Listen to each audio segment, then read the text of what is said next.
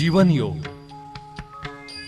जीवन योग हे संपूर्ण जीवन आनंदाने जगण्याचे, अर्थपूर्ण जगण्याचे, जीवन यशस्वी करणारे, कल्याण साधणारे, खऱ्या अर्थाने जीवन जगावयास शिकवणारे आहे. जीवन योग हे जीवनाचे शास्त्र आहे. जीवन जगण्याची कला आहे. विवेकाच्या भक्कम अधिष्ठानावर आनंदानं जगण्याचे व्यावहारिक तत्वज्ञान आहे. जीवन योग हा ज्ञानानं दिग्दर्शित केलेला आणि प्रेमातून प्रस्फुरित झालेला चांगलं जीवन प्रदान करणारा विचार आहे. या विचारांच्या आचरणातून जीवनाचाच योग होतो. जीवन दिव्य होतं. त्याला पावित्र्याचा आणि चैतन्याचा परिस्पर्श लाभतो. कुठलंही अवडंबर न माजवता कुणालाही कुठेही कोणत्याही परिस्थितीत हा जीवन योग जगणे शक्य आहे. जीवन योगाच्या आचरणातून आपापलं जीवन कृतार्थ करणे शक्य आहे. जीवन योग वैभवाचे, श्रीमंतीचे, समृद्धीचे, संपन्नतेचे, यशाचे, आत्मविश्वासाचे जीवन सांगून आपलं जीवन बदलून त्याला उंच स्थानी नेण्याचे विचार मांडतो. डॉक्टर अधिक देशमुख यांनी आपल्या खास शैलीत सर्वांना समजतील असे जीवन योगाचे विचार मांडले आहेत. हे विचार वैश्विक आहेत. पृथ्वीच्या पाठीवर कुठेही गेलं तरी ते खरे आहे. हे विचार जो अंमलात आणील आणि त्याप्रमाणे आचरण ठेवील तर त्याला त्याची सत्यता निश्चितपणानं अनुभवाला येईल. संपूर्ण जीवन बदलून त्यात नाविन्यता, सृजनशीलता आणून आयुष्य खुलवा. सुखाचं आणि आनंदाचं जीवन भरभरून जगून ते फुलवा.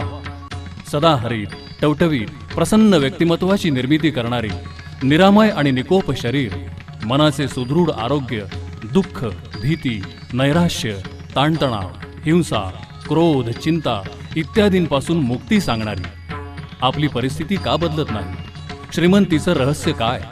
आपले विचार आणि दृष्टिकोन काय करू शकतात? यशाकडे झेप घेऊन यशाच्या शिखरावर कसे पोहोचावे? भावनेचे आणि वेळेचे व्यवस्थापन कसे करावे? आत्मविश्वास कसा मिळवावा? जीवनशैली कशी हवी? जीवनाची उंची कशी वाढवावी? या प्रश्नांचा उहापोह करणारी, जीवनाचाच जीवन योग बनवणारी, जीवनात अखंड आनंदाचा झरा निर्माण करून शांत, यशस्वी आणि आनंदी जीवन प्रदान करायला लावणारी, सुखी संसाराची सप्तपदी सांगणारी, उद्योग व्यवसायांच्या वाढीसाठी उपयुक्त एक अभूतपूर्व जीवन संजीवनी देणारी डॉक्टर अधिक देशमुख यांच्या प्रदीर्घ अनुभवातून आणि अखंड अभ्यासातून साकारलेले आनंदाचे आणि श्रीमंत होण्याचे विचार जीवन योगाच्या माध्यमातून सांगण्याचा हा एक नम्र प्रयत्न आहे. ध्यान. आज आपण ध्यानाविषयी काही गोष्टी समजावून घेणार आहोत. ध्यान हा मुळात आध्यात्मिक अर्थाचा शब्द आहे. त्याचा व्यवहारात उपयोग करताना तो अनेक अर्थांनी वापरला जातो. हातातल्या कामाकडे ध्यान देऊन करा, मुलांकडे ध्यान द्या, वाचताना वाचण्याकडे ध्यान देऊन वाचावे, ध्यानपूर्वक ऐकावे इत्यादी प्रकारे शब्द प्रयोग केले जातात. हे ध्यान देणे म्हणजे लक्ष देणे. लक्ष देणे, अटेन्शन व ध्यान, मेडिटेशन या दोहोंमध्ये फरक आहे. लक्ष हे जाणीवपूर्वक द्यावे लागते, तर ध्यान हे आपोआप घडून येते. ध्यान करावे लागत नाही, तर ते होते. आता मी ध्यान करतो असे म्हणून ध्यान होत नाही. ध्यानाची फक्त तयारी करावी लागते. ध्यान ही आपोआप घडून येणारी घटना आहे. ध्यान ही मानवी जीवनातील एक अद्भुत घटना आहे. ध्यानात गेलेला संपूर्णपणे बदलूनच वर येतो. मानवी जीवन आरपार बदलून टाकणारी ती एक क्रांतिकारी घटना आहे. ध्यान काय आहे? सर्व धर्म, सर्व विचार, सर्व विभूती व महात्मे ही अंतिमतः ध्यानापाशी येतात. बुद्धाला बुद्धत्व मिळाले. श्री रामकृष्ण परमहंसपदी विराजमान झाले. स्वामी विवेकानंद ध्यानाच्याच द्वारे सर्व काही करू शकले. संत श्री ज्ञानेश्वर महाराजांची संजीवन समाधी ध्यानच आहे. संत तुकाराम महाराजांना जो साक्षात्कार झाला तोही ध्यानानेच. ध्यान हा जीवनाचा आयाम आहे. जीवनाचे मूळ स्वरूप आहे. अस्तित्वाचा गाभा आहे. ध्यानामध्ये स्वतःच्याच अस्तित्वाला स्पर्श केला जातो. स्वतःच्या अस्तित्वाशी एकरूपतेचा अनुभव ध्यानामध्ये येत असतो. अस्तित्वाचा समग्रत्वाने अनुभव घडवून आणणारी गोष्ट म्हणजे ध्यान होय. प्रत्येकाचे जे सतचित आनंद स्वरूप आहे त्या मूळ स्वरूपाशी तदाकारता तद्रूपता साधने म्हणजेच ध्यान होय. व्यवहारातील सर्व मुखवटे फाडून तोडून स्वतःच्या मूळ रूपाशी एकरूप होणे म्हणजेच ध्यान होय. ध्यानामध्ये पुढील गोष्टी येतात. एक सजगता किंवा जागृती. नेहमीच्या व्यवहारात माणसे एका विशिष्ट तंद्रीत वागत असतात.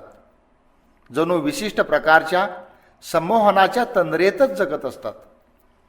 ही तंद्रावस्था पिढ्यानुपिढ्यांच्या संस्कारातून प्रोग्रॅमिंगमधून आलेली असते. माणसाचे संपूर्ण जीवन त्या संस्कारांनी बांधून टाकलेले आहे. तुम्ही म्हणता मला राग येतो, मी असा आहे, माझे मन असे आहे, माझा स्वभाव असा आहे. खरे तर यातलं काहीच तुमचं स्वतःचं नसतं. हे सर्व परंपरेने तुम्हाला दिलेले असते. खरे तर तुमचे संस्कारांनी बनलेले मनही तुमचे स्वतःचे नसते. विशिष्ट संस्कारांनी बद्ध असलेले मानवी मन ही एक सार्वजनिक निर्मिती आहे. ही तंद्रा माणसाला विशिष्ट प्रकारचे जीवन जगायला भाग पाडते. त्यातून बाहेर येण्यासाठी प्रथम जागे व्हावे लागते. माणसे बेहोशीत जगत असतात. ध्यान करणे म्हणजे जागे होणे, निद्रेतून तंद्रेतून बाहेर येणे. नित्य जागृत राहणे म्हणजे ध्यान. झोपेत सुद्धा जो जागा असतो त्याच्याशी एकरूप होणे.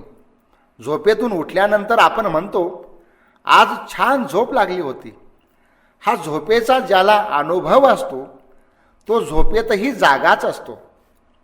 नित्य जागृताशी एकरूपत्व आले की नित्य जागृती निर्माण होते. ही नित्य जागृती ध्यानात असते. ध्यान करणे म्हणजे सजग राहणे, जागृत राहणे. ध्यानाची प्रमुख गोष्ट म्हणजे मशनीयत तोडणे. माणूस सवयीने मशनीसारखेच काम करतो. तो विशिष्ट परिस्थितीत विशिष्ट क्रिया प्रतिक्रिया देत असतो. विशिष्ट वातावरणात ठरलेल्या पद्धतीनेच वागत असतो. ही मशनीयत किंवा यंत्रवत क्रिया बेहोशीमध्ये होत असते.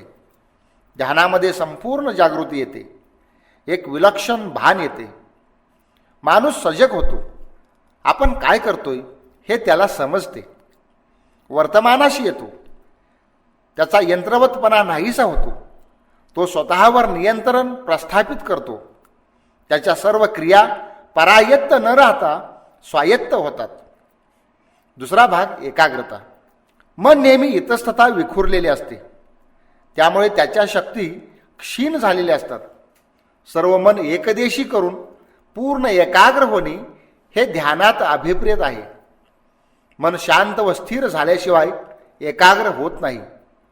मन एकाग्र झाल्यानंतर द्रष्टा आपल्या स्वस्वरूपात स्थिर होतो.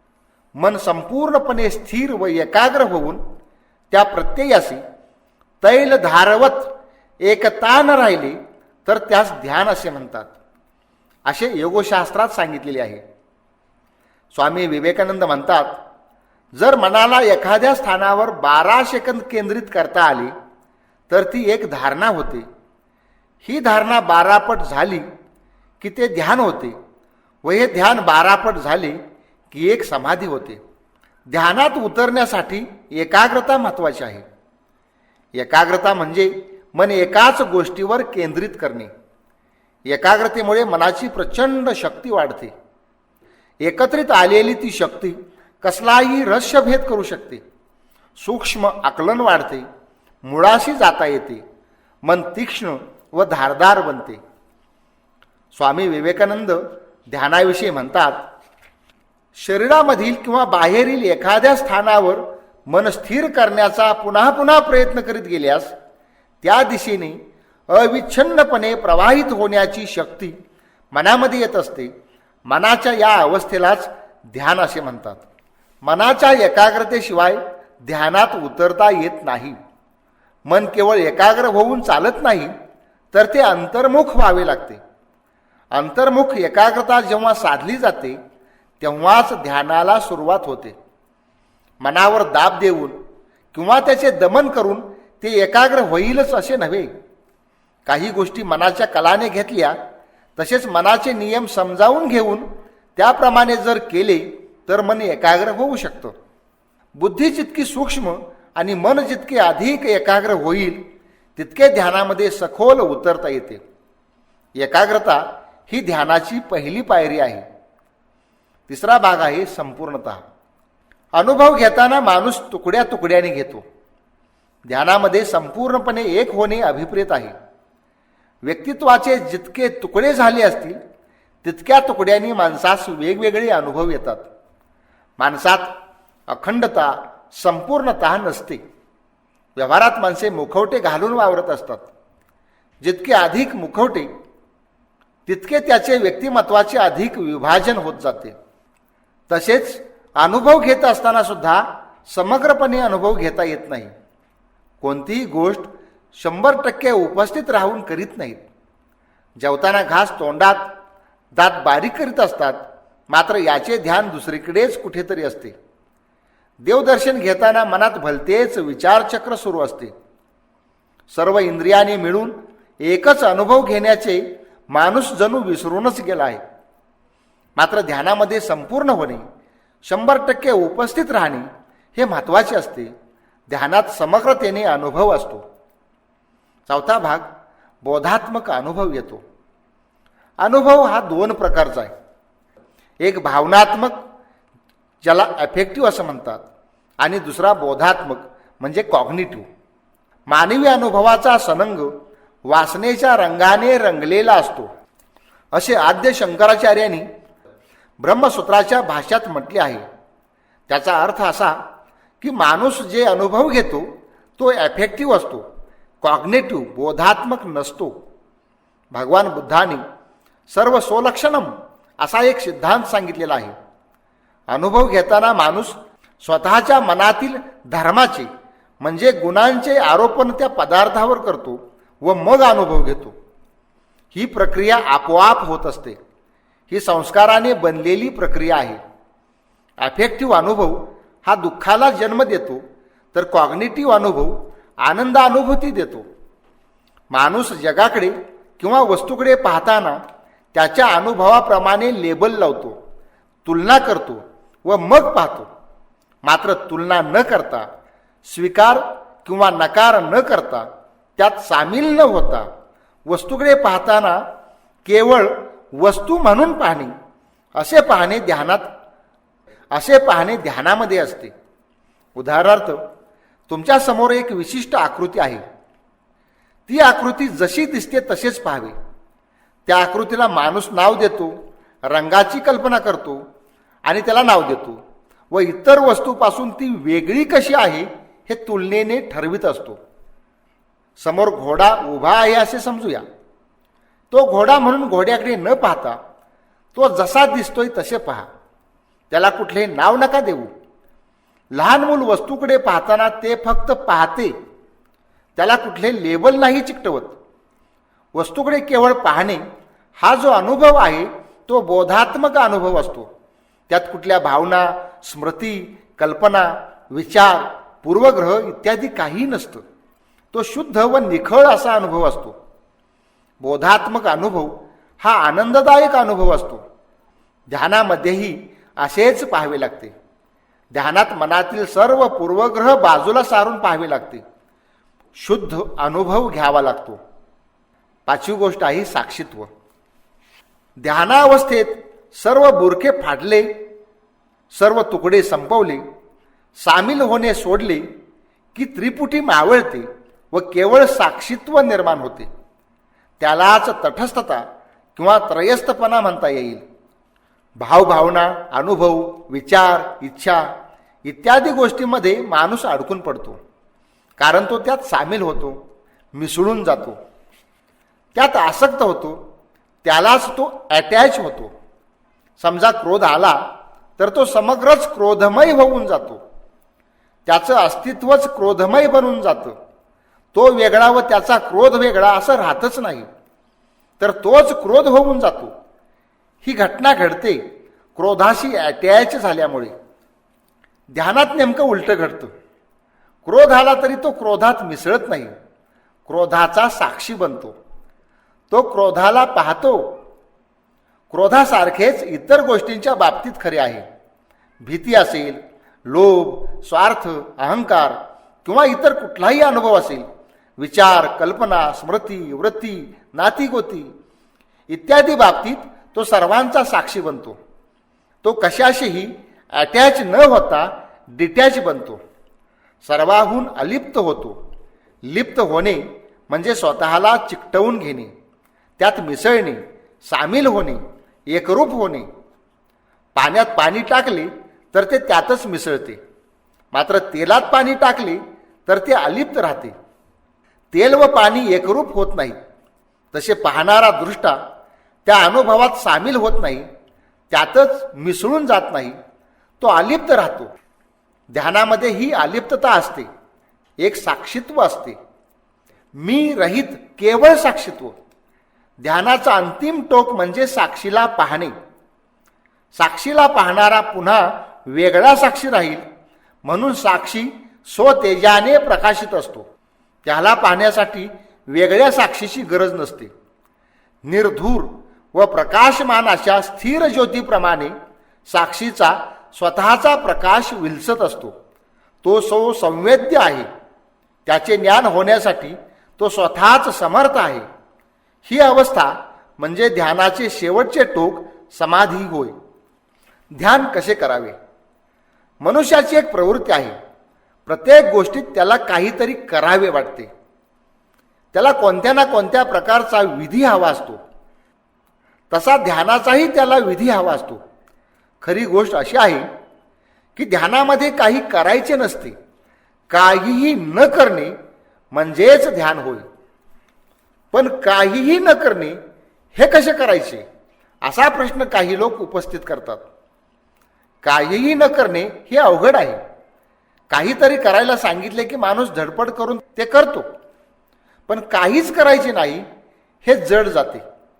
त्याचे खरे कारण माणसाच्या मनाला नेहमी वटवट करायची सवय असते. मन आहे याचा अर्थ ते काहीतरी गडबड करीत असते. म्हणूनच मनाला माकडासारखे म्हटले आहे. मन कधी रिक्त असत नाही. हे नाही तर ते असे काहीतरी त्याला हवेच. काहीच नसणे म्हणजे मनाचे मनपणच संपणे.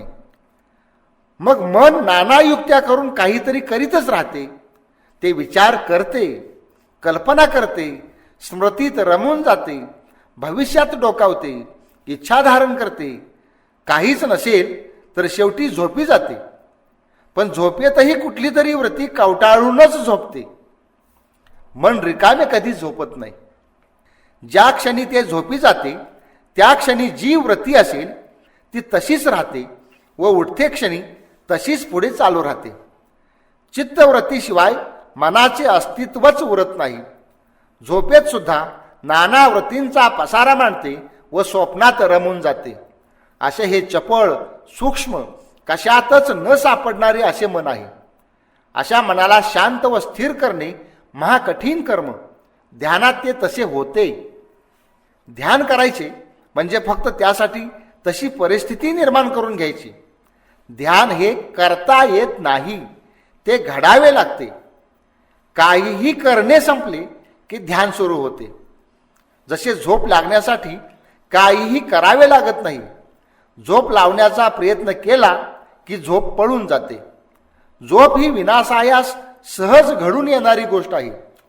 झोपेसाठी पूर्वतयारी म्हणजे अंथरूण टाकणे, त्यावर जाऊन झोपणे व शांत राहून डोळे मिटून पडून राहणे. अशी पूर्वस्थिती निर्माण झाली व इतर काही करणे संपले की पटकन झोप येते. तसेच ध्यानाचे आहे. ध्यानात फक्त पूर्वतयारी करावी लागते. ध्यान लागण्यासाठी काहीही करावे लागत नाही. ध्यानासाठी अनेक लोक प्रयत्न करीत बसतात, मनाबरोबर खेळत बसतात आणि मन त्यांना खेळवते. एखाद्या गोष्टीवर मन स्थिर करण्याचा प्रयत्न करतात. तेवढ्यात मनात एखादा विचार येतो व त्या विचाराबरोबर ते कधी सामील होतात ते त्यांनाच कळत नाही. बराच उशीर झाला की त्यांना कळते की मी ध्यान करीत नव्हतो तर डोळे झाकून विचार करीत होतो. म्हणून ध्यानात 100% सजगता हवी. मन कधी हुलकावणी देईल ते सांगता येत नाही. ध्यानात काहीही करावे लागत नाही. फक्त सजगतेने व साक्षीत्वाने पाहत राहायचे. त्यात सामील व्हायचे नाही. ना स्वीकार ना नकार, फक्त पाहणे. अभ्यास, वैराग्य व तीव्र इच्छाशक्तीने ही प्रक्रिया हळूहळू घडून येते. मी ध्यान करतोय ही जाणीवच ध्यानाचा अंतिम अडथळा आहे. ध्यान सहज झाले पाहिजे. ध्यान करता येत नाही तर ते होते